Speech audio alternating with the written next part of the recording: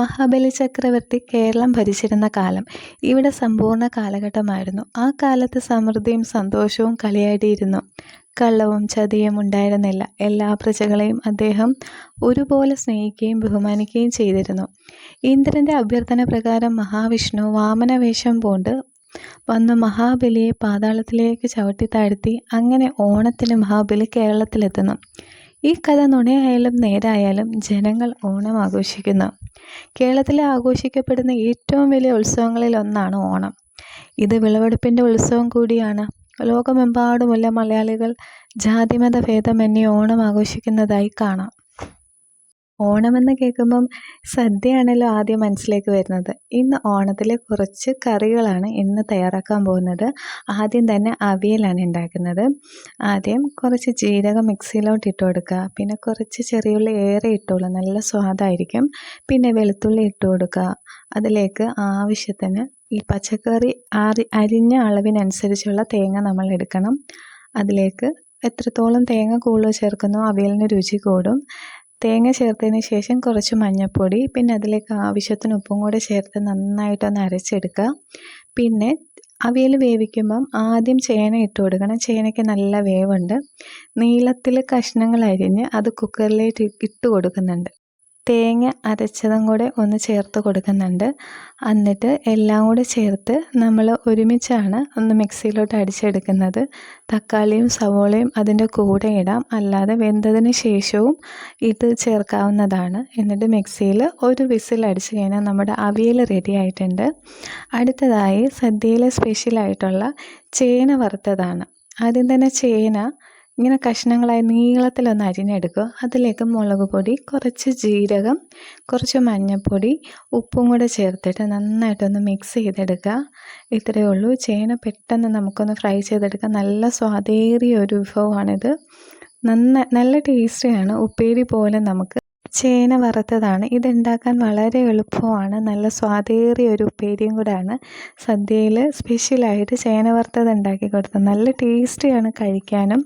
അപ്പം നമ്മുടെ ചേന വറുത്തത് റെഡിയായി. അടുത്തതായിട്ട് നമ്മൾ ക്യാബേജ് തോരനാണ്. അത് തന്നെ ക്യാബേജ് നല്ല കുഞ്ഞായിട്ടൊന്ന് അരിഞ്ഞെടുക്കുന്നുണ്ട്. അതിലേക്ക് ആവശ്യത്തിന് സവോള ആഡ് ചെയ്ത് കൊടുക്കുക. പിന്നെ അതിലേക്ക് എരിവിന് ആവശ്യത്തിന് പച്ചമുളക് ചേർത്ത് കൊടുക്കുക. പിന്നെ തേങ്ങ അരച്ച് ചേർക്കാതെ ഞാൻ ഇങ്ങനെയാണ് ചേർക്കുന്നത്. അതിലേക്ക് കുറച്ച് ഉപ്പും മഞ്ഞൾപ്പൊടിയും കൂടെ ചേർത്ത് നന്നായിട്ട് കൈകൊണ്ട് തന്നെ ഒന്ന് കുഴച്ച് ഉപ്പെല്ലാം ഒന്ന് അതിലൊന്ന് പിടിച്ചെടുക്കുക. പിടിപ്പിച്ച് വെച്ചതിന് ശേഷം അതിലേക്ക് ആദ്യം കുറച്ച് വെളിച്ചെണ്ണ ഒഴിച്ച് കടുക് പൊട്ടിച്ച് ചെറിയ ഉള്ളിയും കൂടി ഇട്ടൊന്ന് വഴറ്റിയെടുത്തിട്ട് അതിലേക്ക് നമ്മുടെ ഈ നേരത്തെ മാറ്റി വെച്ച തോരൻ ഇട്ട് കൊടുക്കുകയാണ്. പിന്നെ ഇതിൽ കുറച്ച് ഉഴുന്ന് ആഡ് ചെയ്ത് കൊടുക്കുന്നുണ്ട്. അതെന്ന് വെച്ചാൽ നമ്മൾ കറി ഒരുപാട് സമയം ഈ കേടാകാതൊക്കെ സൂക്ഷിക്കാം. പെട്ടെന്ന് വളിച്ചു പോവും, അങ്ങനെയൊന്നും ചെയ്യത്തില്ല. അപ്പോൾ ഈ ഉഴുന്നിടുമ്പോഴത്തേക്ക് നല്ലൊരു സ്വാദും കൂടെ കിട്ടും നമ്മുടെ കറിക്ക്. അപ്പോൾ അങ്ങനെ നമ്മുടെ ക്യാബേജ് തോരനും റെഡി ആയിട്ടുണ്ട്. അടുത്തതായി നമ്മൾ പരിപ്പ് കറിയാണ്. പരിപ്പ് കറി ഇല്ലാതെ എന്ത് സദ്യയാണല്ലേ. വളരെ പെട്ടെന്ന് ഉണ്ടാക്കാൻ പറ്റിയൊരു കറിയാണ് പരിപ്പ് കറി. പരിപ്പ് ഞാൻ ചുമല പരിപ്പാണ് ഇടുന്നത്. അതാദ്യം കുക്കറിലോട്ടൊന്ന് ഇട്ട് കൊടുത്തിട്ട് ഒരു വിസിൽ ഇത് പെട്ടെന്ന് വേകുന്ന പരിപ്പായതുകൊണ്ട് നമുക്ക് ഒരു വിസിലോളം മതിയാവും. അതിലേക്ക് കുറച്ച് വെള്ളം ഒഴിച്ചു കൊടുത്തിട്ട് കുറച്ച് ചെറിയുള്ളി ഇടുവാണെങ്കിൽ കുറച്ചുകൂടെ സ്വാദ് കൂടും. പിന്നെ ഇഞ്ചി, വെളുത്തുള്ളി എല്ലാം കൂടി ഇട്ടിട്ട് കുറച്ച് 2 പച്ചമുളക് എരിവിനനുസരിച്ച് ആഡ് ചെയ്ത് കൊടുക്കുക. മഞ്ഞൾപ്പൊടി, ഉപ്പും കൂടി ഇട്ടിട്ട് ഒരു വിസിൽ വേവിച്ചെടുത്താൽ മതിയാകും. വെന്ത് വരുമ്പോഴത്തേക്കും അതൊന്ന് ഉടച്ചെടുക്കുക. എന്നിട്ട് താളിപ്പിന് വേണ്ടിയിട്ട് കടുക് പൊട്ടിച്ച് ചെറിയുള്ളിയും കൂടി ഇട്ടിട്ട് കറിവേപ്പിലയും വറ്റൽമുളകും എല്ലാം കൂടെ ആഡ് ചെയ്ത് കൊടുത്തതിന് ശേഷം ഇത് നമ്മൾ പരിപ്പ് കറിയിലോട്ട് ഒന്ന് താളിച്ച് കൊടുക്കുക. പരിപ്പ് കറി റെഡി ആയിട്ടുണ്ട്. നല്ല സ്വാദേറിയ ഒരു പരിപ്പ് കറിയാണ്. തേങ്ങ അരച്ചുണ്ടാക്കുന്നതിൽ നല്ല സ്വാദാണ് ഈ പെട്ടെന്നുള്ള പരിപ്പ് കറിക്ക്. അങ്ങനെ പരിപ്പ് കറി റെഡിയായി. അടുത്ത സദ്യയിൽ കേമനായിട്ട് ഒഴിവാക്കാൻ പറ്റാത്തൊരു സംഭവമാണ് സാമ്പാർ. സാമ്പാറില്ലാതെ സദ്യയേ ഇല്ലല്ലോ. ആദ്യം അതേപോലെ ചുമന്ന പരിപ്പ് തന്നെയാണ് ഞാൻ ഇട്ട് കൊടുക്കുന്നത്. കഷ്ണങ്ങൾ അരിഞ്ഞത് ഇട്ട് കൊടുക്കുന്നുണ്ട്. അതും കുക്കറിൽ തന്നെയാണ്. ഒരു 3-4 വിസിലോളം ഞാൻ അടുപ്പിക്കുന്നുണ്ട്. പിന്നെ ചെറിയുള്ളി ആഡ് ചെയ്ത് കൊടുക്കുന്നുണ്ട്. ചെറിയുള്ളി സ്വാദിനാണ് ആഡ് ചെയ്ത് കൊടുക്കുന്നത്. പിന്നെ ആവശ്യത്തിന് സവോളയും കൂടെ ആഡ് ചെയ്ത് കൊടുക്കുക. പിന്നെ ആവശ്യത്തിന് അത് വേവാനുള്ള കഷ്ണങ്ങൾ വേവാനുള്ള വെള്ളം കൂടെ ആഡ് ചെയ്ത് കൊടുക്കുക. കുറച്ച് മഞ്ഞൾപ്പൊടി ഉപ്പും കൂടെ ചേർത്ത് ഒരു 3 വിസിൽ വരെ അടിച്ചിട്ട് അതിനനുസരിച്ച് പിന്നെ ബാക്കിയുള്ള മസാലകൾ ചേർത്ത് കൊടുക്കേണ്ടതാണ്. ആദ്യം തന്നെ എണ്ണ ഒഴിക്കുക, കുറച്ച് കടുക് പൊട്ടിക്കുക, കറിവേപ്പില, ചെറിയുള്ളി, വറ്റൽമുളക് എല്ലാം കൂടിയിട്ട് നന്നായിട്ടൊന്ന് വഴറ്റിയെടുത്തതിന് ശേഷം സാമ്പാർ പൊടി മാത്രമാണ് ഞാൻ ചേർത്ത് കൊടുക്കുന്നത്. വേറെ മല്ലിപ്പൊടി മുളക് പൊടി ഒന്നുമില്ല. പിന്നെ ലാസ്റ്റ് കുറച്ച് കായം കൂടെ ചേർത്ത് കൊടുത്താൽ സാമ്പാർ റെഡി ആയി കഴിഞ്ഞു കേട്ടോ. ഈ സാമ്പാർ പൊടി ഒന്ന് മൂത്ത് വരുമ്പോഴത്തേക്കും തക്കാളി ഒന്ന് സാമ്പാറിലിട്ട് നന്നായിട്ടൊന്ന് വഴറ്റിയെടുത്താൽ നല്ലൊരു ടേസ്റ്റാണ് സാമ്പാറിന്. ഇങ്ങനെ ഒന്ന് ട്രൈ ചെയ്ത് നോക്കണേ. എന്നിട്ട് അവസാനം കുറച്ച് കായം ഒന്ന് കൈ കൊണ്ട് ഒരു നുള്ളി കായം കൂടി ഇട്ട് കൊടുത്താൽ നമ്മുടെ സാമ്പാർ റെഡി ആയി കഴിഞ്ഞു കേട്ടോ. സാമ്പാറിൻ്റെ മണം കേൾക്കുമ്പോഴേ നമുക്ക് ചോറ് കഴിക്കാൻ തോന്നില്ലേ. ആ കായത്തിൻ്റെ മണം ലാസ്റ്റ് ഇടുന്നത് ആ കായം മണം പോവാതിരിക്കാൻ വേണ്ടിയാണ്. അങ്ങനെ നമ്മുടെ സാമ്പാർ റെഡി ആയിട്ടുണ്ട്. ഇനി അടുത്തതായിട്ട് ഏറ്റവും പ്രധാനമായൊരു ഇഞ്ചിക്കറിയാണ്. ഇഞ്ചിക്കറിയില്ലാത്ത സദ്യ ആരെങ്കിലും ഓർക്കാറുണ്ടോ? ആദ്യം ഇഞ്ചി ഇത്രയും ചെറിയ കഷ്ണങ്ങളാക്കി എടുത്തിട്ട് അതൊന്ന് ഫ്രൈ പാനിലിട്ട് നന്നായിട്ടൊന്ന് ഫ്രൈ ചെയ്തെടുക്കുക. ഫ്രൈ ചെയ്ത് വെച്ച ഇഞ്ചിയാണെങ്കിൽ ഒന്ന് പൊടിച്ച് എടുക്കണം. നന്നായിട്ട് പൊടിഞ്ഞ് കിട്ടിയാൽ നല്ലതായിരിക്കും. അല്ലെങ്കിൽ ക്രഷ് ചെയ്തെടുത്താലും കുഴപ്പമില്ല. അതൊന്ന് നന്നായിട്ട് മിക്സിയിൽ നന്നായിട്ട് പൊടിച്ച ശേഷം ആ പൊരിച്ച എണ്ണയിൽ തന്നെ നമ്മൾ കടുക് ഒന്നിട്ട് കൊടുത്ത് അതിലേക്ക് കുറച്ച് ചെറിയുള്ളി ചേർത്ത് കൊടുക്കുക.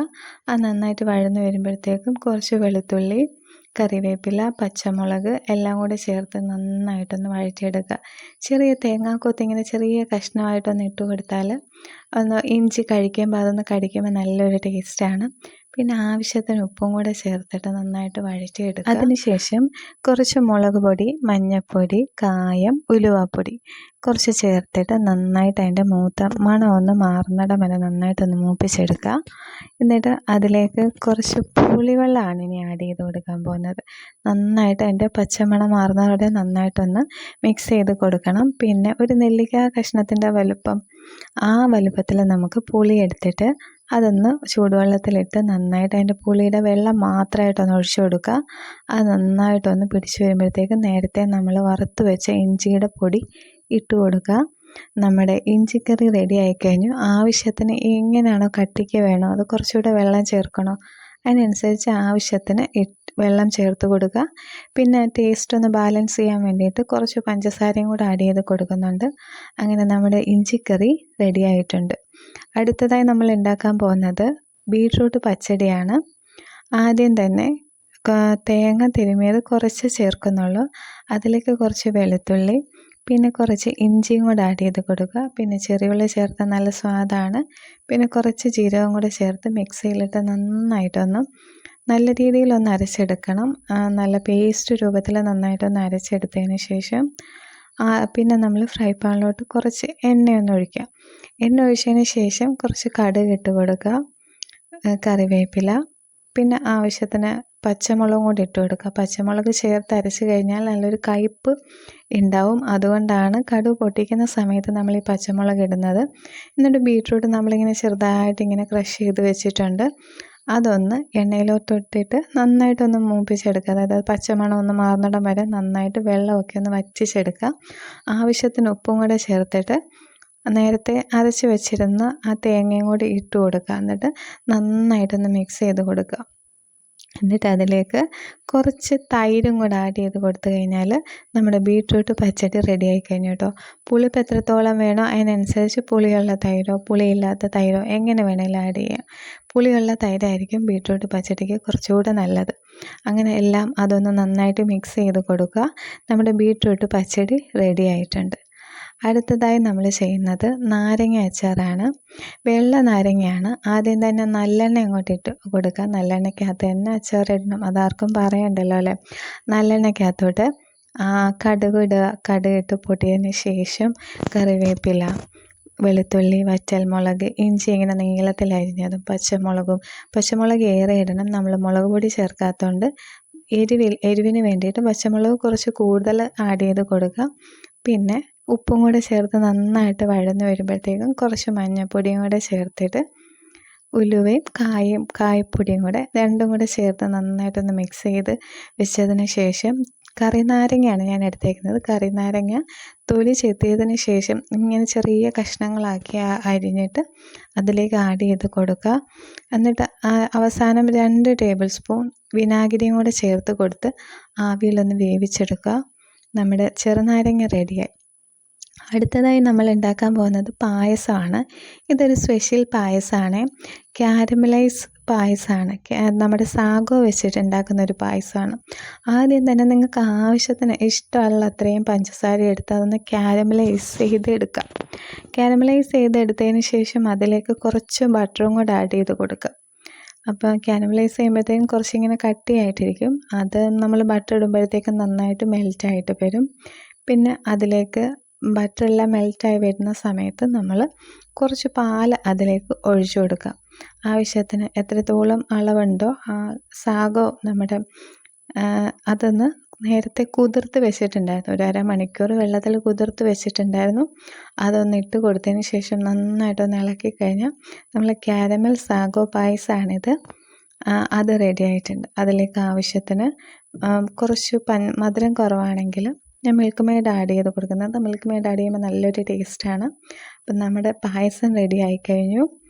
അടുത്തതായി നമ്മൾ ഉണ്ടാക്കാൻ പോകുന്നത് പാലട പ്രഥമനാണ്. അത് ഞാൻ പായസം മിക്സ് വെച്ചിട്ടാണ്. ഇപ്പോൾ 2 പാലട പ്രഥമനാണ് ഞാൻ ഉണ്ടാക്കാൻ പോകുന്നത്. അപ്പോൾ അതിന് വേണ്ടി 6 ലിറ്റർ പാലാണ്, അതായത് 4 പാക്കറ്റ് പാൽ. അതൊന്ന് തിളപ്പിച്ചെടുത്തിട്ട് അതിലേക്ക് കുറച്ച് ഏലക്ക ചതച്ചതും കൂടെ ഒന്ന് ചേർത്ത് കൊടുക്കുക. അതിലേക്ക് പാലടയുടെ 2 പാക്കറ്റും മിക്സ് ഒന്ന് ഒഴിച്ചു കൊടുക്കുക. എന്നിട്ട് നന്നായിട്ട് ഇളക്കി കൊടുക്കുക. പാലട ഒന്ന് കുറുകുന്നിടം വരെ നമുക്കൊന്ന് ഇളക്കിക്കൊണ്ടിരിക്കണം. അടിയിൽ പിടിക്കാതെ പ്രത്യേകം നോക്കണം. പിന്നെ അതിലേക്ക് നമ്മൾ കുറച്ച് നെയ്യ് ഒഴിച്ചിട്ട് കാഷ്യൂനട്ടും മുന്തിരിയും കൂടെ ഒന്ന് നെയ്ക്കകത്തിട്ടൊന്ന് വറുത്തെടുത്തിട്ട് അതിലേക്ക് പായസത്തിലേക്ക് ഇട്ട് കൊടുക്കുകയാണ്. അന്നേരത്തേക്ക് നമ്മുടെ പായസം ഒന്ന് കുറുകി വരുന്നുണ്ടാവും. അത് നന്നായിട്ട് ഒരുപാട് മൂപ്പാവാതെ ആദ്യം തന്നെ കാഷ്യൂനട്ട് വേവിച്ചെടുക്കണം. ഇച്ചിരി മൂപ്പ് കൂടുതലുള്ളത് അതിനാണ്. അതിന് ശേഷം വേണം മുന്തിരി ഇട്ട് കൊടുക്കാൻ. എല്ലാം നെയ്യിൽ വഴറ്റിയതിന് ശേഷം അവസാനം വേണം നമ്മൾ പായസത്തിലോട്ട് ഇട്ട് കൊടുക്കാൻ. ചില കേസിൽ നമ്മൾ ഈ അടുപ്പത്ത് വെച്ച് തന്നെ ഈ നെയ്യ് ഒഴിക്കുമ്പോഴത്തേക്കും പാല് പിരിഞ്ഞു പോകാൻ സാധ്യതയുണ്ട്. അതുകൊണ്ട് പായസം ഇങ്ങനെ വേണം നമ്മുടെ മുന്തിരി ചേർക്കാനായിട്ട്. അപ്പോൾ എല്ലാവർക്കും ഓണാശംസ.